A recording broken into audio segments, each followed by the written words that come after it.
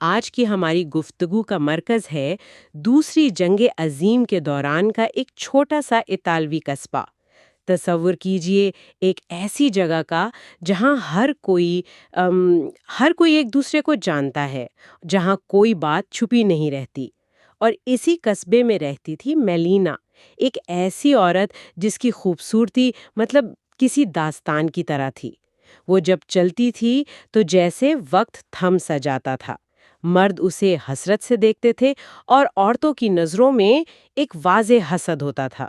اور یہی اس کہانی کا سب سے دلچسپ اور تکلیف دہ پہلو ہے۔ کسی بھی چھوٹے بند معاشرے میں غیر معمولی خوبصورتی اکثر ایک نعمت سے زیادہ ایک عذاب بن جاتی ہے۔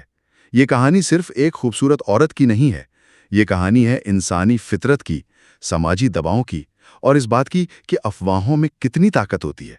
اس سفر میں ہمارے ساتھ ہے ایک 13 سالہ لڑکا ریناٹو۔ پوری کہانی ہم اسی کی نظر سے دیکھتے ہیں۔ اسے ایک نئی سائیکل ملی ہے اور وہ اپنے دوستوں کے ساتھ چوک پہ کھڑا ہے۔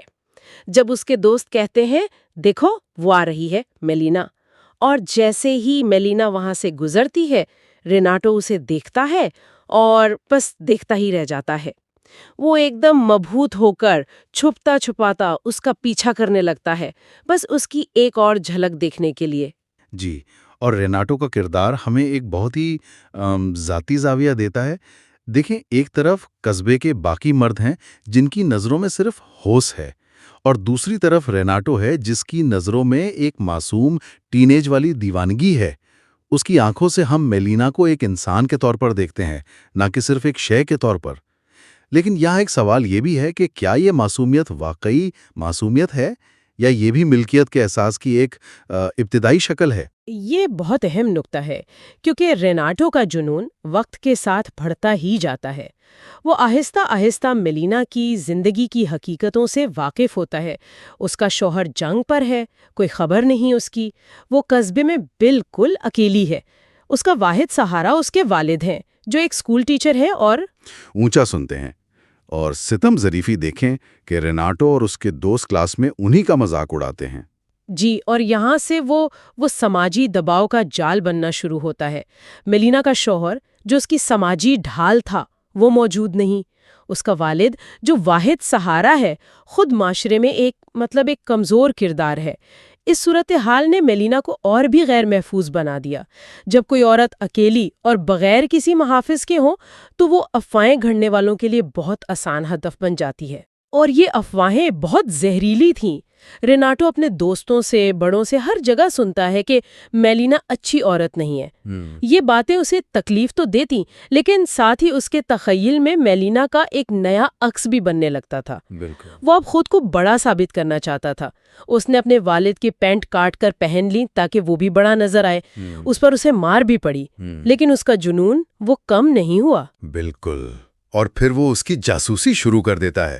اس کے گھر کے باہر دیوار میں ایک سوراخ سے اسے گھنٹوں دیکھتا رہتا ہے۔ جی، جبکہ میلینا اس بات سے بالکل بے خبر ہے کہ کوئی ہر وقت اس کا تعاقب کر رہا ہے۔ اور یہ رویہ یہ بہت کچھ بتاتا ہے۔ ریناٹو کا چھپ کر دیکھنا بظاہر ایک لڑکے کی معصوم حرکت لگتی ہے، لیکن اصل میں یہ اسی سماجی ذہنیت کی عکاسی ہے جس نے میلینا کی پرائیویسی کو ختم کر دیا تھا۔ قصبے کا ہر شخص سمجھتا تھا کہ اسے میلینا کی زندگی پر تبصرہ کرنے کا، اسے جج کرنے کا حق ہے۔ اور پھر جب وہ پہلے ہی اتنی تنہا تھی، اس کی زندگی میں مصیبتوں کا ایک طوفان آ گیا۔ ایک دن خبر آتی ہے کہ اس کا شوہر جنگ میں مارا گیا ہے۔ یہ خبر سن کر وہ بالکل ٹوٹ جاتی ہے۔ جس کا وہ انتظار کر رہی تھی وہ اب کبھی واپس نہیں آئے گا۔ شوہر کی موت کی خبر نے اسے سماجی طور پر مکمل طور پر بے آسرا کر دیا۔ پہلے وہ ایک فوجی کی بیوی تھی، ایک عزت تھی، اب وہ صرف ایک بیوہ تھی۔ اور اس زمانے کے معاشرے میں ایک جوان، خوبصورت اور تنہا بیوہ سے زیادہ آسان شکار کوئی نہیں تھا۔ اس کی خوبصورتی ہی اس کا سب سے بڑا دشمن بن گئی۔ بالکل، اور دشمنی کی پہلی چوٹ اس کے اپنے باپ نے پہنچائی۔ ایک دن اس کے والد کو ایک گمنام خط ملتا ہے جس میں میلینا کے کردار پر بہت سنگین الزامات تھے۔ وہ غصے میں آ کر بغیر کچھ سنے اپنی بیٹی کو گھر سے نکال دیتے ہیں۔ ریناٹو کو جب یہ پتہ چلتا ہے تو وہ بھاگ کر چرچ جاتا ہے اور خدا سے میلینا کی حفاظت کے لیے دعا کرتا ہے۔ یہاں ہمیں وہ اجتماعی ذمہ داری کا پھیلاؤ کا تصور نظر آتا ہے۔ کوئی بھی شخص، حتیٰ کہ اس کا اپنا باپ بھی، اس کی مدد نہیں کرتا۔ ہر کوئی سوچتا ہے یہ میرا مسئلہ نہیں ہے۔ جب کوئی بھی ذمہ داری نہیں لیتا تو پورا معاشرہ ناکام ہو جاتا ہے۔ میلینا کو منظم طریقے سے ہر سہارے سے محروم کیا جا رہا تھا۔ اور جب اس نے قانون سے مدد مانگی تو وہاں بھی اس کا استحصال ہوا۔ اس پر ایک جھوٹا مقدمہ کر دیا جاتا ہے۔ وہ مدد کے لیے ایک وکیل کے پاس جاتی ہے۔ وکیل کیس تو جتوا دیتا ہے، لیکن بدلے میں وہ بھی اس کی مجبوری کا فائدہ اٹھانے کی کوشش کرتا ہے۔ ریناٹو یہ سب چھپ کر دیکھ رہا ہوتا ہے اور اس کا دل ٹوٹ جاتا ہے۔ اور اس کے فوراً بعد ایک اور سانحہ۔ جی، اس کے والد ایک حادثے میں مر جاتے ہیں اور شوہر کی پینشن بھی بند ہو جاتی ہے۔ اب وہ مالی اور سماجی طور پر مکمل طور پر بے سہارا تھی۔ اس کے پاس کوئی نہیں بچا تھا۔ یہ کہانی کا وہ موڑ ہے جہاں یہ واضح ہو جاتا ہے کہ یہ میلینا کی ذاتی ناکامی نہیں بلکہ پورے سماجی ڈھانچے کی ناکامی ہے۔ خاندان، قانون، کمیونٹی، ہر ادارے نے اسے مایوس کیا۔ اور اسی لمحے وہ مکمل طور پر ٹوٹ جاتی ہے۔ ایک رات مایوسی اور غصے میں وہ اپنے لمبے خوبصورت بال کاٹ دیتی ہے اور بڑبڑاتی ہے، اگر یہ دنیا مجھے برا سمجھتی ہے تو میں بری بن ہی جاتی ہوں۔ اس کے بعد میلینا کی شخصیت میں ایک ڈرامائی تبدیلی آتی ہے۔ وہ ایک نئی بے باک عورت بن کر سامنے آتی ہے، جس کے بال اب چھوٹے اور رنگے ہوئے ہیں، اور وہ سگریٹ پیتی ہے۔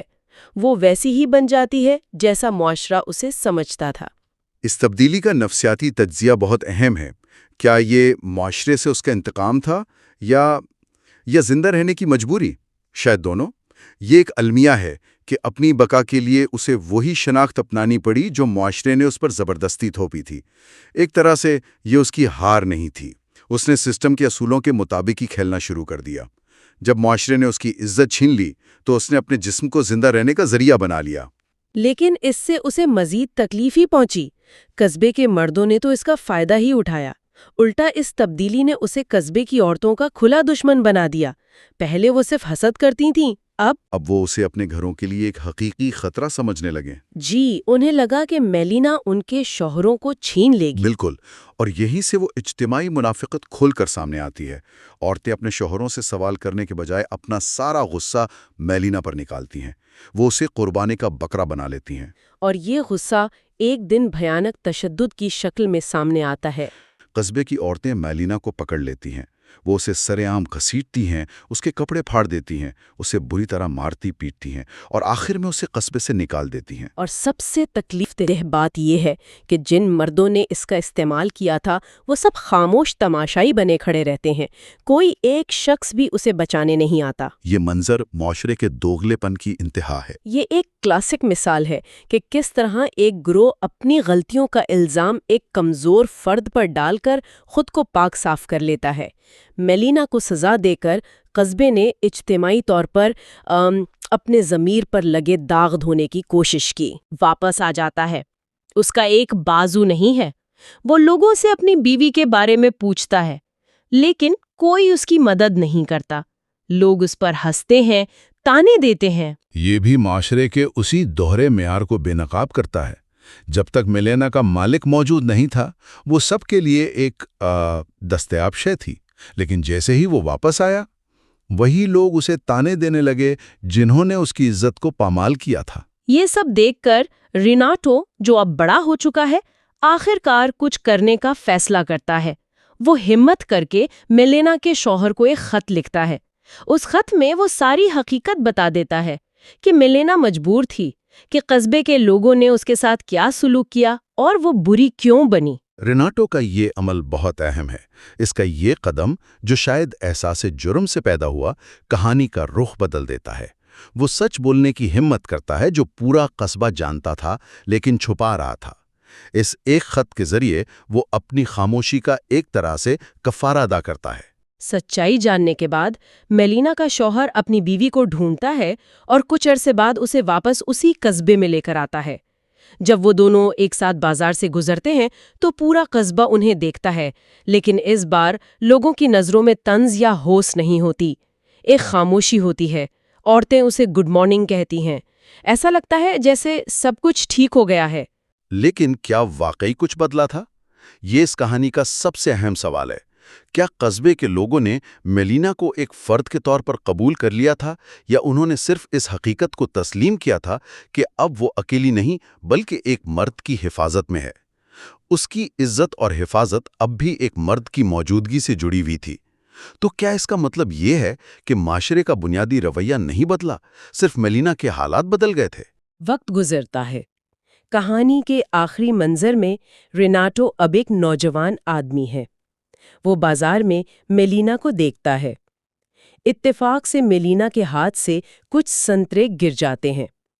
ریناٹو آگے بڑھ کر انہیں اٹھانے میں اس کی مدد کرتا ہے۔ وہ ایک لمحے کے لیے ایک دوسرے کو دیکھتے ہیں، ایک خاموش سی شناسائی کے ساتھ۔ میلینا دھیمے سے شکریہ کہتی ہے اور دونوں اپنی اپنی راہ چل پڑتے ہیں۔ ریناٹو کہتا ہے کہ اس نے زندگی میں بہت سی عورتوں سے محبت کی، لیکن جسے وہ کبھی نہیں بھلا سکا وہ میلینا تھی۔ یہ کہانی خوبصورتی کے المیے، سماجی تنہائی اور افواہوں کی تباہی کو بہت گہرائی سے بیان کرتی ہے، لیکن آخر میں یہ ہمیں ایک سوال کے ساتھ چھوڑ جاتی ہے۔ ریناٹو کا جنون، جو ہمیں شروع میں ایک لڑکے کی معصوم محبت لگتا ہے، کیا حقیقت میں اسی سماجی رویے کی ایک ابتدائی شکل نہیں تھا جس نے بالآخر میلینا کی زندگی تباہ کی؟ کسی کو دور سے چاہنا، اس کی جاسوسی کرنا اور اسے اپنے تخیل میں ایک دیوی بنا لینا، کیا یہ بھی اسے ایک جیتا جاگتا احساسات رکھنے والا انسان سمجھنے کے بجائے ایک شے سمجھنے کے مترادف نہیں ہے؟ شاید سب سے بڑا سبق یہی ہے کہ جب ہم کسی کو مکمل طور پر انسان نہیں سمجھتے، چاہے ہماری نیت کتنی ہی معصوم کیوں نہ ہو، ہم بھی اسی ظالم معاشرے کا حصہ بن جاتے ہیں۔